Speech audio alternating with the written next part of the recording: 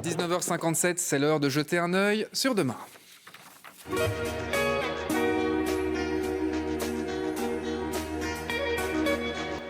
Se poser cette question ce soir, comment accélérer la transition énergétique? Pour de nombreux experts, la biomasse, l'utilisation de matières végétales comme source d'énergie peut être une solution. Mais voilà, faut-il encore trouver des terrains disponibles pour produire cette biomasse? Et ce, sans entrer en concurrence avec l'agriculture traditionnelle. C'est un défi de taille que nous explique Julie Morel. En Belgique, des milliers d'hectares sont aujourd'hui inutilisés. Des terrains qui ne sont intéressants ni pour les agriculteurs, ni pour les promoteurs immobiliers.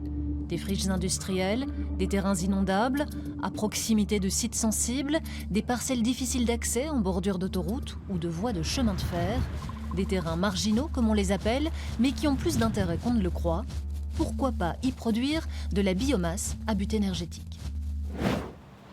Le miscanthus, une plante qu'on n'a pas vraiment l'habitude de voir dans la campagne wallonne. Et pourtant, il y a 3 ans, cet agriculteur n'a pas hésité à la choisir. C'était la solution idéale sur ce terrain légèrement en pente, en bordure de route. Le climat étant fort changeant, de plus en plus d'orages, provoquait des coulées de boue dans le rond-point. Et donc ça nous gênait, c'était très gênant pour nous vis-à-vis des citoyens. Et donc on a recherché des moyens de pallier à cet inconvénient. Le miscanthus, planté sur quelques dizaines d'arts, fait barrage aux inondations et il a l'avantage d'être très facile à cultiver. C'est une plante qui est dite pérenne, c'est-à-dire qu'on va la implanter une fois pour une période de 20 ans. Elle va être plantée au printemps et puis elle pourra être récoltée chaque année à partir de la 2e année pour une durée minimale de 20 ans.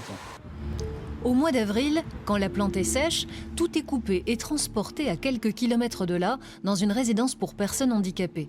Le miscanthus servira à alimenter la toute nouvelle chaudière à biomasse et à faire quelques économies au passage, puisqu'on avait l'habitude de consommer ici 65 000 litres de mazout par an. Par rapport au mazout, ça, on doit consommer la moitié.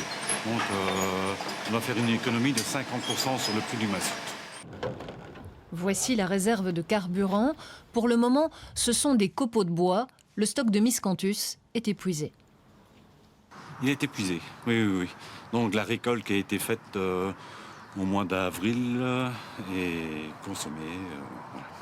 Il faudrait, pour une institution comme la nôtre, arriver à 10 hectares de production de miscanthus. Il faudra donc encore convaincre quelques agriculteurs de l'intérêt du projet, des agriculteurs de la région, car le circuit doit rester court. Nous avons calculé qu'il fallait vraiment rester dans un périmètre d'une 30aine de kilomètres pour rester avec des ordres de grandeur économique, mais aussi des indicateurs environnementaux qui sont pertinents. Autre terrain marginal, nous sommes à Charleroi, tout proche des usines. Très bientôt, 2000 arbres seront plantés ici, des aulnes, des peupliers, des robiniers, des espèces ligneuses qui remplaceront avantageusement ces arbres à papillons du genre invasif. Quels peuvent être les débouchés de ces bois qu'on va planter ici ? Alors on va éviter de partir tout de suite en énergie pour ce projet-ci. On va plutôt privilégier une utilisation du beau bois pour faire la construction, des isolants aussi. L'ASBL Valbiome, spécialisée dans la valorisation de la biomasse, tente de recenser tous les sites marginaux et d'en faire une cartographie complète.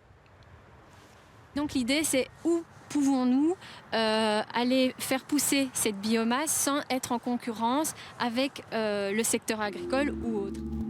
Les projets en cours sont encore petits, mais ils laissent entrevoir de nouvelles solutions pour accélérer la transition énergétique.